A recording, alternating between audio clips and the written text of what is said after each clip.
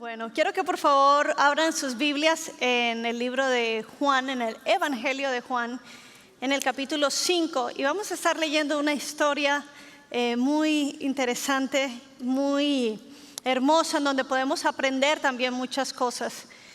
Y es la historia del paralítico de Betesda, así le llaman en los evangelios.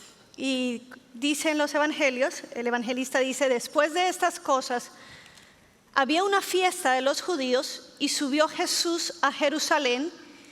Y hay en Jerusalén, cerca de la puerta de las ovejas, un estanque llamado en hebreo Betesda, el cual tiene 5 pórticos. En estos yacía una multitud de enfermos, ciegos, cojos y paralíticos que esperaban el movimiento del agua, porque un ángel descendía de tiempo en tiempo al estanque y agitaba el agua, y el que primero descendía al estanque, después del movimiento del agua, quedaba sano de cualquier enfermedad que tuviese. Y había allí un hombre que hacía 38 años que estaba enfermo. Cuando Jesús lo vio acostado y supo que llevaba ya mucho tiempo así, le dijo: ¿quieres ser sano? Señor, le respondió el enfermo, no tengo quien me meta en el estanque cuando se agita el agua. Y entre tanto que yo voy, otro desciende antes que yo. Jesús le dijo: levántate, toma tu lecho y anda. Y al instante aquel hombre fue sanado y tomó su lecho y anduvo. Y era día de reposo aquel día. Entonces los judíos dijeron a aquel que había sido sanado: es día de reposo, no te es lícito llevar tu lecho. Y él les respondió: el que me sanó, él mismo me dijo: toma tu lecho y anda. Entonces le preguntaron: ¿quién es el que te dijo toma tu lecho y anda? Y el que había sido sanado no sabía quién fuese, porque Jesús se había apartado de la gente en aquel lugar. Señor, te damos gracias por tu presencia en este lugar. Y pedimos, Señor, que esta palabra, Señor, que hoy se comparte, dé mucho fruto en nuestra vida, en nuestro corazón. Que abra, Señor, nuestras mentes, nuestros ojos espirituales, Señor, y que podamos aprender y más de ti, Señor, y realmente caminar, Señor, en una verdadera, Señor, libertad, en una verdadera sanidad, de estar pegados constantemente a ti, en el nombre de Cristo Jesús. Amén. Lo que estamos viendo aquí en este pasaje es que Jesús está en Jerusalén en un momento donde hay fiesta de los judíos. Los judíos solo suben a Jerusalén para los eventos especiales de fiesta. Él es de otra región, de Nazaret, pero es costumbre que se reúnan para las fiestas. ¿Alguno de ustedes viene de un pueblo en donde se celebran fiestas anuales y hay ferias y comida y la plaza está llena? ¿Alguien viene de un lugar así donde... Bueno, yo vengo de Barranquilla. En Barranquilla son famosos los carnavales. Ese día los barranquilleros no salen, por lo menos muchos de nosotros, porque sabemos lo que se forma en las calles. Uno no puede estar tranquilo porque le tiran maicena o un huevo. O sea, si le va bien, agua. Pero siempre están tirando cosas, es fiesta, llega mucha gente de otros municipios y de otras ciudades importantes para celebrar los carnavales, y más bien las iglesias están buscando hacer campamentos fuera de la ciudad porque eso es un lío. Uno no puede caminar en ciertas calles, bloquean. Entonces es un gentío, decimos, un tumulto de gente. Así estaba Jerusalén, estaba llena de gente porque era día de fiesta. Y Jesús está entrando allí. Y dice que él se va hacia una región de Jerusalén, de esa ciudad, en donde hay una piscina o un estanque que le llaman Betesda.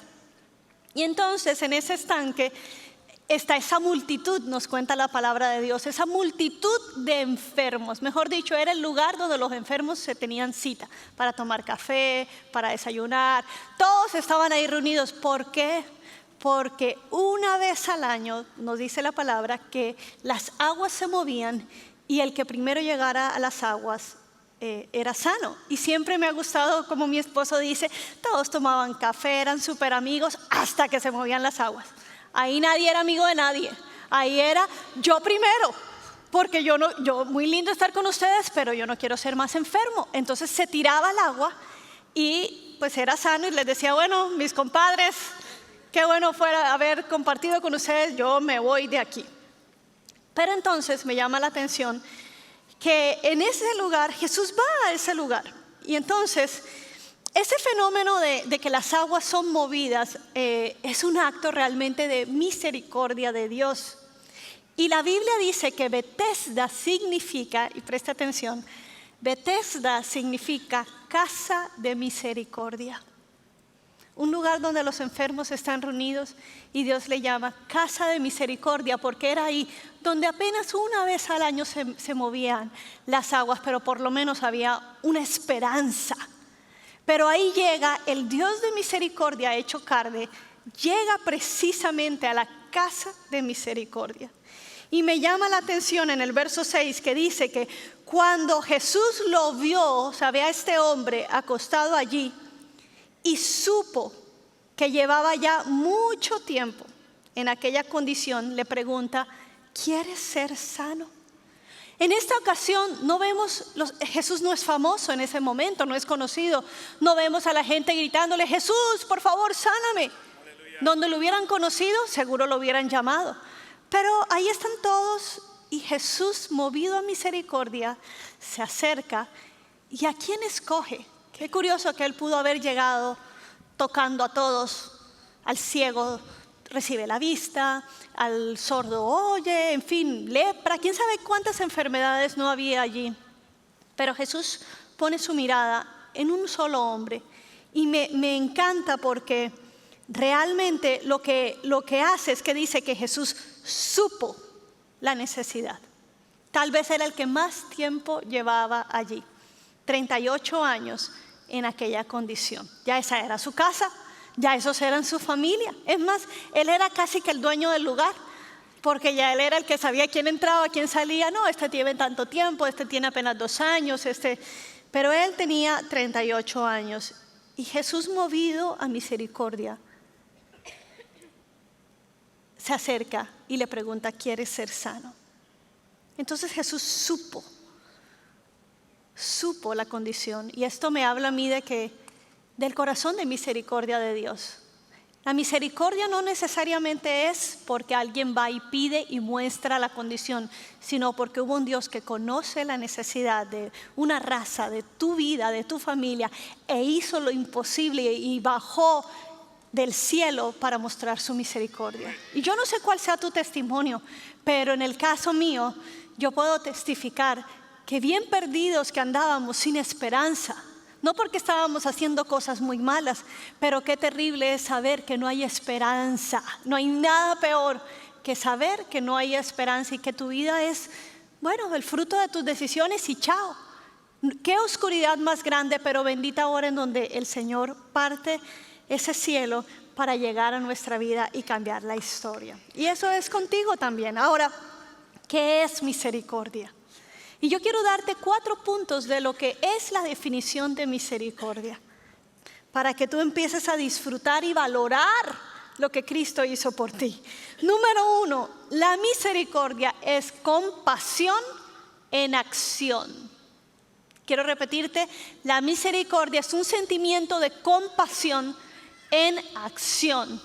Muchos de nosotros sentimos compasión, ay pobrecito la persona, ay pobrecito ese niño que uno ve, pero se queda en eso, en un sentimiento de compasión sin una acción.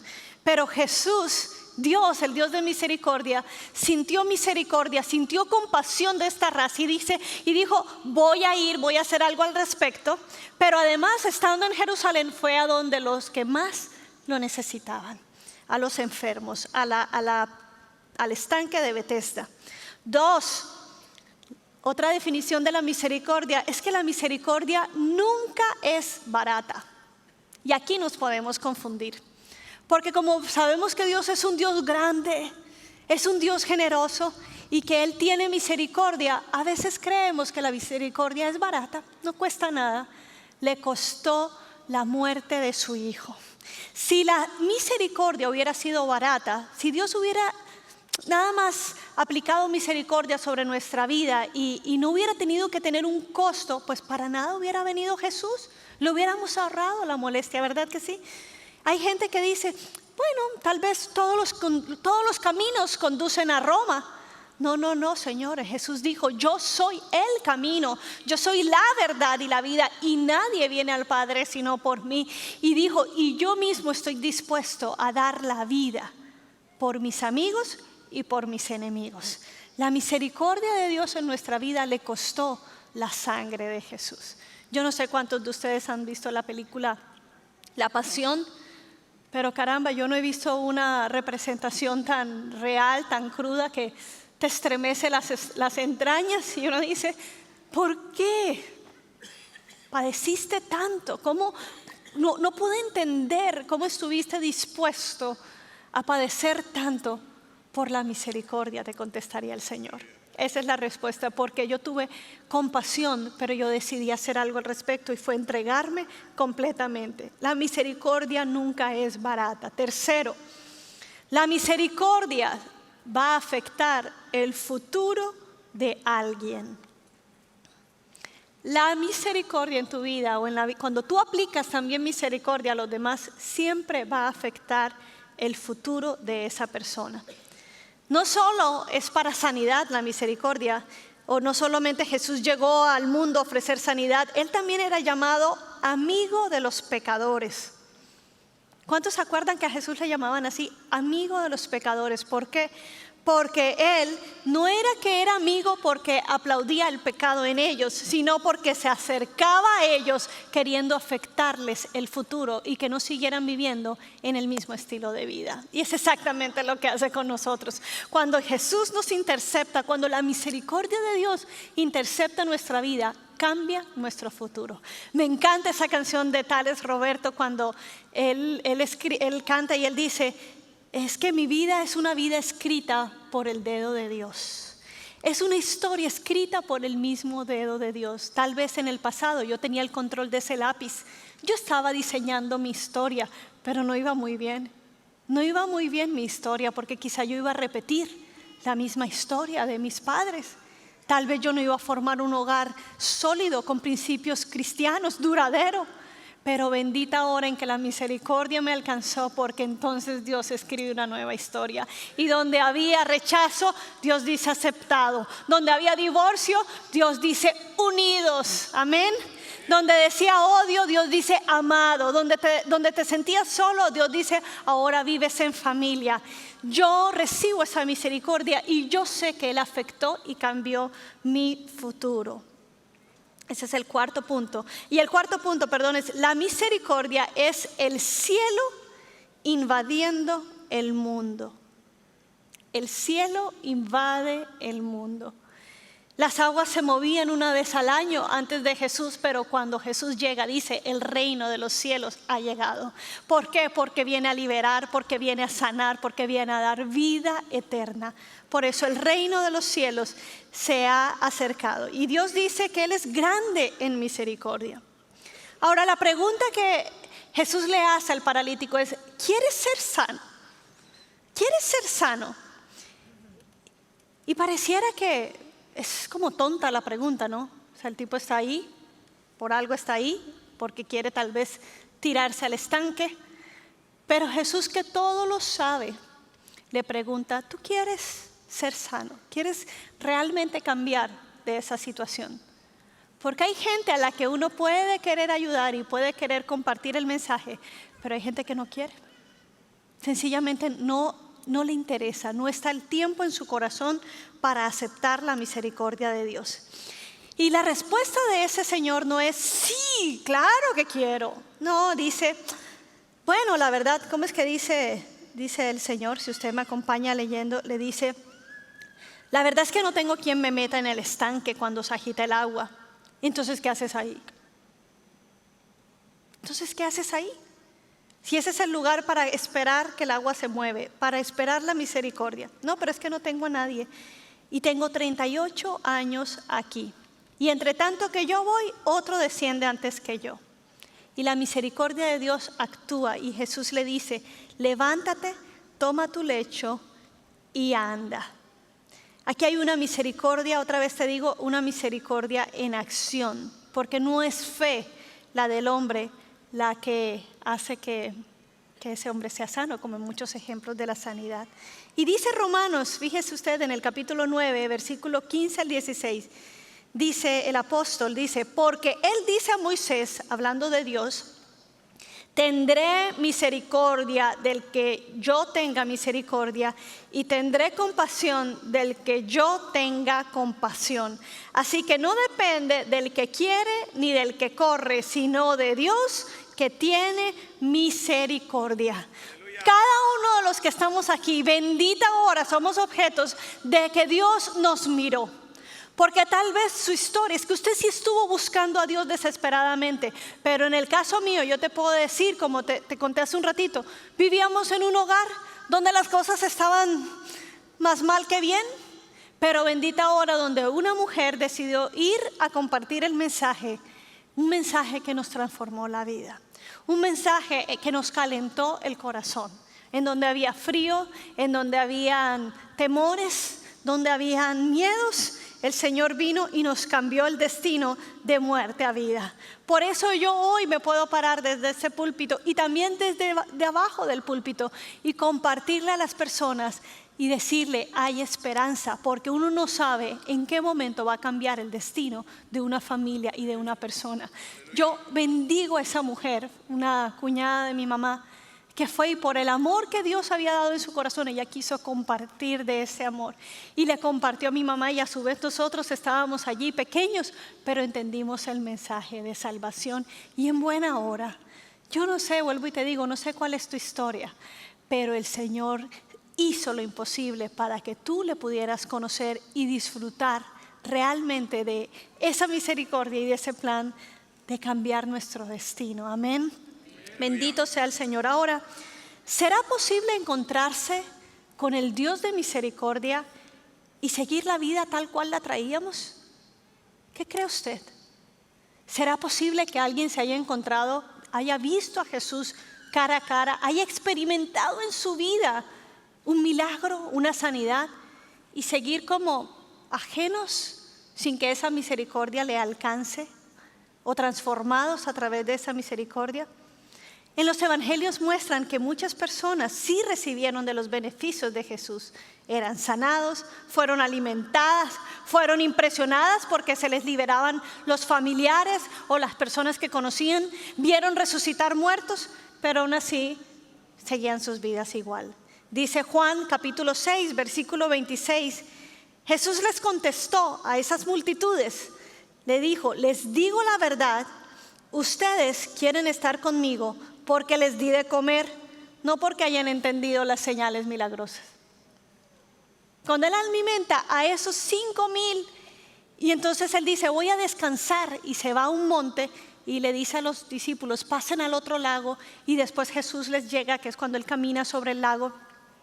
La gente está pendiente, ay Señor, te nos escapaste.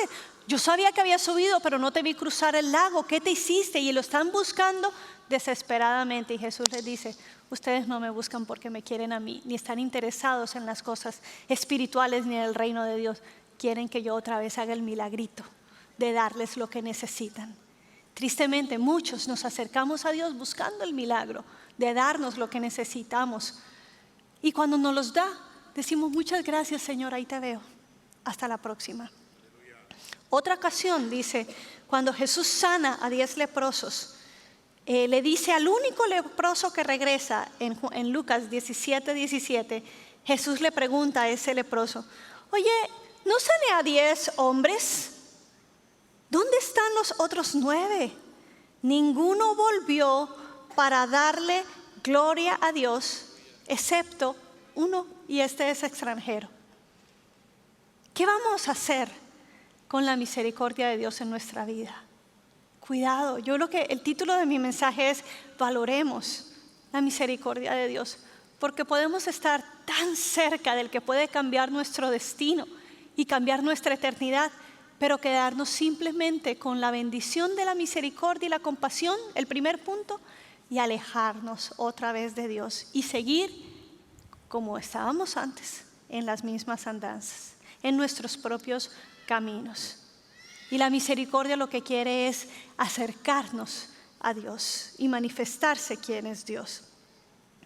Miren, seguimos leyendo ese pasaje de Juan, del paralítico. Y miren lo que pasa después. Dice en el versículo 14, después le halló Jesús en el templo y le dijo, mira, has sido sanado, no peques más, para que no te venga alguna cosa peor. ¿De qué estamos hablando aquí? De que el paralítico que tenía 38 años de estar postrados, vio el tremendo poder de Dios sanándolo a él, se levantó, pero algo estaba haciendo después en el templo que Jesús lo ve y le dice, hey, no peques más, ya fuiste sanado. No peques más, y dice, no sea que te venga algo peor. Y ahí podemos hacer muchas hipótesis de lo que estaba pasando, que solo Jesús lo sabe. Pero la Biblia dice, y el mismo Jesús enseña, que cuando alguien, en una ocasión en que Él sana a una persona que está ciega y sorda, pero estaba endemoniada, y dice que cuando Él lo sana o lo libera, las personas, los judíos, los fariseos, decían, este está sacando el demonio por el espíritu de Belcebú. Y Jesús contesta, el diablo no puede sacar al diablo, porque un reino dividido no puede prosperar. Y la verdad que sigue es que le dice a Dios, yo tengo la autoridad para echar al enemigo afuera de las personas. Dice, pero si yo hago esta obra y la persona no cuida esta libertad, esta sanidad, este toque de Dios, dice, 7 espíritus pueden volver a él, pueden volver, y la condición postrera de esa persona va a ser peor que la primera. Aleluya. ¿Qué quiere decir esto? Fue la advertencia que Jesús le está dando al paralítico. No sé por qué le vino la enfermedad. No sé qué opresión tenía este hombre. De hecho, no nos dice mucho el Evangelio, pero lo que sí nos está diciendo el Señor es que Él le advierte, hey, ya fuiste sano y estás otra vez pecando. ¿Quién sabe si el hombre, no sé, no quiero ni, ¿para qué hacer hipótesis de algo que la Biblia no dice? Solamente que Jesús lo vio y le dijo, te acabo de sanar, porque fue el mismo día, era el día de reposo, era el mismo día. Dice, te acabo de sanar, ahora te encuentro en el templo y estás pecando. Cuidado, te viene algo peor. Y esto nos debe hacer a nosotros entender, no en temor, pero entender que cuando el Hijo de Dios nos libera, es para que Él sea el Maestro y el Señor de nuestra vida. Nosotros no es que podamos andar, la condición del hombre es o esclavitud o libertado por Cristo, pero esclavo de Cristo. Pero no hay un lugar intermedio. O estamos con el Señor o estamos bajo el dominio del enemigo. Dice la palabra de Dios en Timoteo. Le dice Pablo en 2 de Timoteo, le dice, mira, que cuando la gente se arrepiente es librada del lazo, de la opresión del enemigo, quien los insta o quien los obliga a que hagan la voluntad del diablo. Pero yo con amor los libero para que hagan la voluntad del que los liberó. O sea que no podemos estar, tiene que haber un cambio de dirección frente al encuentro de la misericordia de Dios.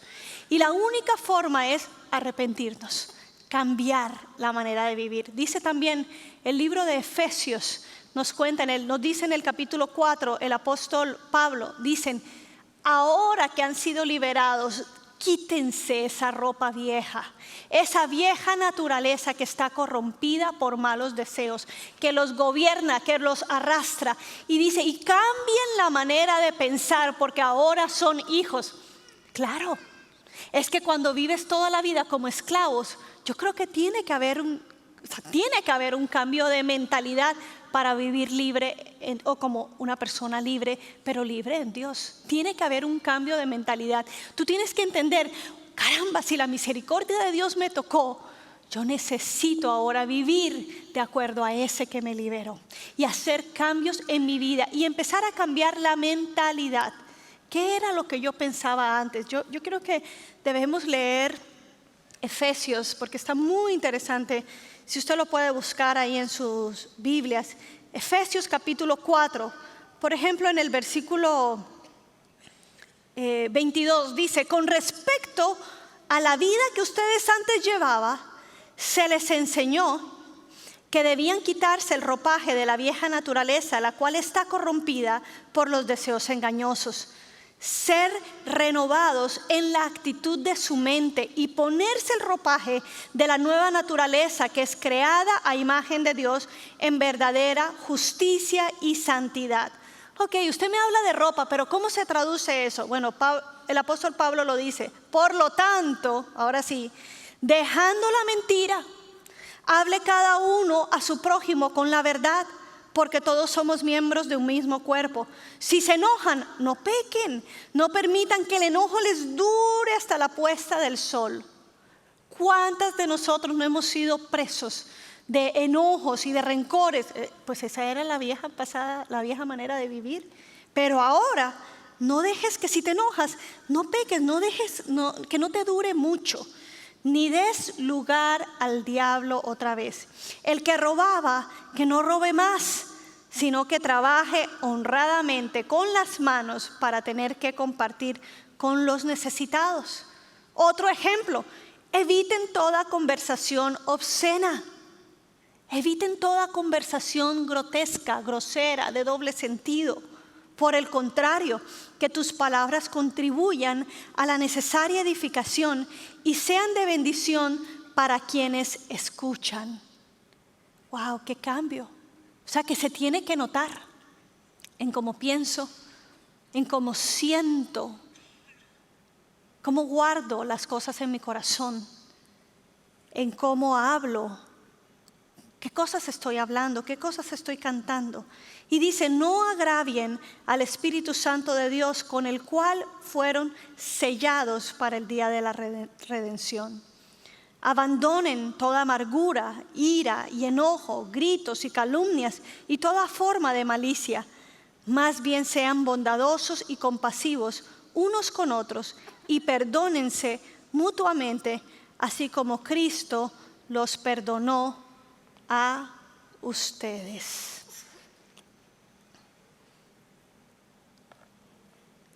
Algunos de nosotros podríamos pensar: bueno, yo recibí la misericordia de Dios, yo creo en Jesús, yo me convertí, pero yo volví a andar en los caminos pasados.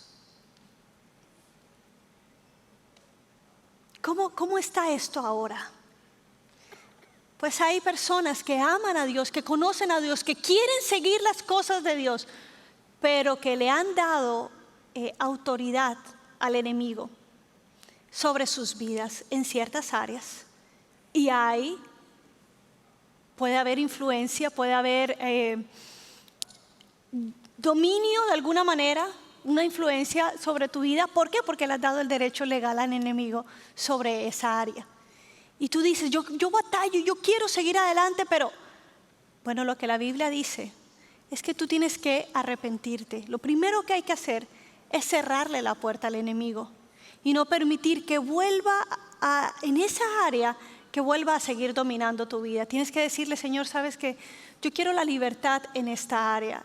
Y cuando tú lo haces, el Espíritu Santo camina contigo, te ayuda en tu debilidad, es la promesa. Y como el Señor nos ha venido hablando, si tú no sé si viniste el jueves anterior, pero el pastor Danilo está diciendo: hay que caminar en dependencia con el Espíritu Santo. Hay que caminar para poder ir conquistando, pero no es jugar, no es abro aquí, cierro aquí, y abro aquí y abro. Cuidado, porque Jesús le está diciendo a este hombre: te acabo de sanar, pilas.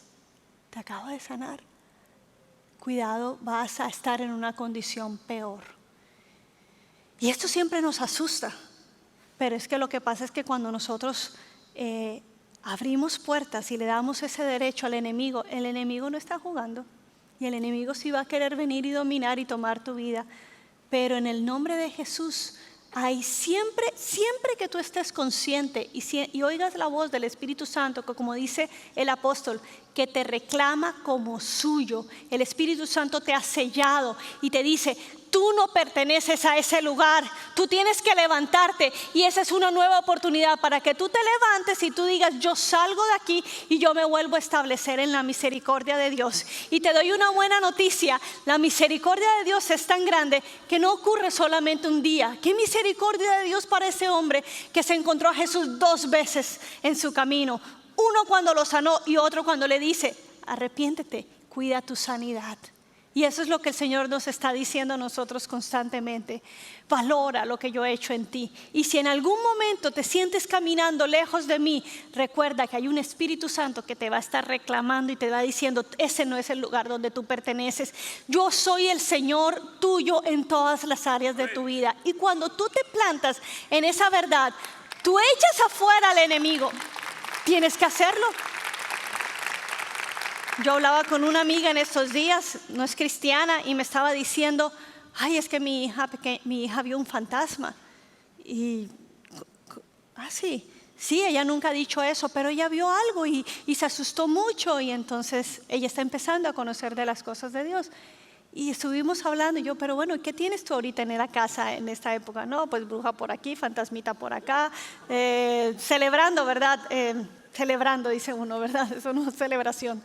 Celebrando, poniendo decoraciones. Y me dijo, y yo le dije, tú eres la autoridad de esta casa. Y tú estás, sí, bienvenido, pasen, coman, vengan. No, señora, usted tiene que decir, un momento, aquí en mi casa no entra eso. Yo recuerdo una amiga hace poquito me dijo, Gloriana, yo sentí que un día iba a llegar una persona en mi casa y no era una buena influencia. Yo sentía en mi corazón que no era una buena influencia. Y esa mañana me levanté, yo me puse sobre los dinteles de mi casa y yo le dije, Señor, si tú no quieres que esta persona entre a esta casa, yo pido que tú impidas esa entrada. Yo cubro mi casa, Señor. No pudo entrar. Algo se le dañó el viaje. No pudo entrar. Yo dije, gracias, Señor. Entonces le dije a esta amiga, ¿y tú qué estás haciendo? Tienes que ponerte firme y ver que tú quieres dejar entrar a tu casa, porque tu casa tiene que estar limpia. Tu casa tiene que estar bajo el dominio. Y dijo, lo voy a hacer. Y empezó a limpiar todo. Ahora te quiero recordar, ¿cómo es que uno alcanza la misericordia de Dios? ¿Qué dice la palabra de Dios? Dice Proverbios 28, versículo 13. Dice, el que encubre su pecado. Eso es lo que quiere el enemigo. La vergüenza. ¿Cómo tú vas a decir eso? ¿Cómo tú vas a confesar eso? ¿Cómo tú vas a hablar? Dice, el que encubre su pecado no prospera, no es libre, pero el que los confiesa y se aparta alcanzará la misericordia de Dios. Hay un poder tremendo en ser honestos y sinceros y decirle, Señor, no puedo, Señor, tú lo sabes todo, necesito tu ayuda. Pero también hay un poder tremendo en la oración de gente fiel, de gente piadosa. Aquí hay una iglesia de gente piadosa que no está para juzgar, no está para juzgar, está para precisamente acompañar y levantar y apoyarte en oración. Yo sé, y yo misma soy testigo de haber sentido en un momento en mi vida, cuando vivía sola en Costa Rica, empezar a sentir cosas que yo decía, esto yo no lo había sentido. Y en eso, bendito Señor, que pues me quedaba callada, no le quería contar a nadie. Trabajaba en un ministerio cristiano y no quería contar lo que yo estaba viviendo. El enemigo pone confusión, pone vergüenza, pero Dios le dio un sueño a la líder de los consejeros. Y ella llegó al día siguiente y dijo, Gloriana, yo tuve un sueño y yo vi una opresión contra tu vida. Fue algo muy específico que ella vio, y ella, aunque ella no lo entendió, yo sabía que era respuesta de Dios. Y yo simplemente le dije, Rosita, ora por mí. Necesito apoyo, necesito que estés intercediendo. Y me dijo, pues si ya el Señor me lo mostró, cuenta con esa intercesión. Y empezó a orar y yo pude ver la victoria de Dios sobre mi vida. Se disipó toda esa opresión, todo lo que estaba pasando. Y te voy a decir algo. Y esa opresión no fue porque vino así de repente. Vino porque en algún momento yo di pie para eso también. A veces hacemos conversaciones, como te dije, como negociaciones. No es tan grave. Y como que bajamos la guardia en algunas áreas. Bajamos la guardia. Y ahí cuando bajamos la guardia es donde después decimos, pero ¿y en qué momento pasó esto? Bajamos la guardia. Pero no importa que la hayamos bajado. El que encubre sus pecados no prospera, pero el que los confiesa y se aparta va a alcanzar la misericordia. Y primera de Juan, capítulo 1, versículo 9 dice, si confesamos nuestros pecados, Él es fiel y justo para perdonar nuestros pecados y para limpiarnos de toda maldad. Él no está listo para condenarnos. Él es fiel y justo para perdonar nuestros pecados y limpiarnos de toda maldad. Y yo oro en el nombre de Jesús sobre tu vida, sobre esta iglesia, que toda área en donde tú sientas que de pronto tienes una opresión, que sí, tal vez diste lugar a eso. Tal vez diste lugar, abriste puertas, tal vez te metiste en donde no debiste, hiciste algo que tú en el fondo sabías que no, que el Espíritu te dijo no, pero lo hiciste. Y ahora ¿qué? El Señor dice, confiésalo, arrepiéntete, y en el nombre de Jesús se corta todo dominio, toda influencia del enemigo, todo ataque, toda operación demoníaca sobre tu vida, todo aquello en donde tú decías, ay, es que no puedo, es que no tienes que caminar solo. Si hay alguien aquí que dice, yo estoy batallando con áreas en donde yo constantemente, yo veo que esta es una, yo quiero ser libre de eso y yo quiero que alguien me apoye en oración. Lo que vamos a hacer ahorita es que si hay alguien que necesita que esté gente apoyándole en oración, yo pido que tú te pongas de pie y que las personas que estemos alrededor empecemos a orar por las personas en el nombre de Jesús. Todos cierren sus ojos, por favor, y solo en el momento en que yo te diga, tú vas a estar mirando. Que yo te diga ponte de pie, lo vas a hacer y vayas a orar. Pero en este momento, en el nombre de Jesús, Señor, yo me paro en la autoridad de tu palabra y en la verdad que dice que si el Hijo nos libera, seremos verdaderamente libres. Hoy necesitamos un encuentro contigo, Jesús, un toque de tu misericordia que nos haga libre y que nos deje de estar postrados en la misma situación. Hoy, Señor, se levantan paralíticos, Señor, en el poder de tu nombre, y caminan y salen de ese lugar de enfermedad, de ese lugar de postración en tu vida. En el nombre de Jesús, yo oro en el nombre que es sobre todo nombre. Y si hay alguien que dice, yo necesito que el Señor me ayude, y yo necesito confesar, y yo necesito apoyo, no te voy a decir que lo confieses, solo que te pongas de pie. En el nombre de Jesús, el que encubre sus pecados no prosperará, pero el que los confiesa y se aparta alcanza la misericordia. Yo veo personas que se están poniendo de pie. En el nombre de Jesús, la misericordia de Dios llega a tu vida. Y ahora hay personas que están alrededor. Ustedes pongan sus manos y oren conforme al Espíritu Santo. Pido a personas, pastores, personas, compañeros de oración, líderes de esta casa, gente en la autoridad de Jesús. Por favor, pongamos las manos alrededor y en el nombre de Jesús vamos a orar sobre estas personas. En el nombre de Jesús. Oh Señor, te damos gracias, Padre, porque hay libertad en el nombre de Jesús. Dile al Señor ahí donde estás, dile, Señor, hoy te pido perdón, porque hoy reconozco que yo he dado lugar, Señor, a opresión. Yo he dado, Señor, el dominio a otro que no eres tú, Señor. He dado el dominio al enemigo, Señor, sobre mi vida y no puedo salir de esto. Pero hoy lo confieso y hoy recibo tu misericordia y tu perdón. Me arrepiento, Señor, y dile, yo quiero, Señor, hoy recibir, Señor, tu misericordia, tu libertad, tu perdón. Gracias, Señor. Gracias, Señor. Gracias, Señor. Póngale, que nadie se quede solo, por favor. Hay personas que están ahí. intercedan en el poder del Espíritu Santo. En el nombre de Jesús, el Señor te sella y el Señor te ha dicho: mío eres, mía eres, yo te he llamado, el precio de mi sangre está sobre ti para hacerte libre. Y en el nombre de Jesús no caminas más en la opresión, no caminas más en tinieblas, hoy caminas en la libertad. Ningún plan del enemigo contra tu vida prosperará en el nombre de Jesús, sino que saldrás adelante. Hoy recibes la misericordia de Dios que cambia tu futuro en el nombre de Jesús. En el nombre de Jesús no hay un caminar igual, hay un antes y un después. La gracia del Señor te acompaña todos los días de tu vida. Empiezas a alimentar tu espíritu, empiezas a buscar las cosas que le agraden a Él.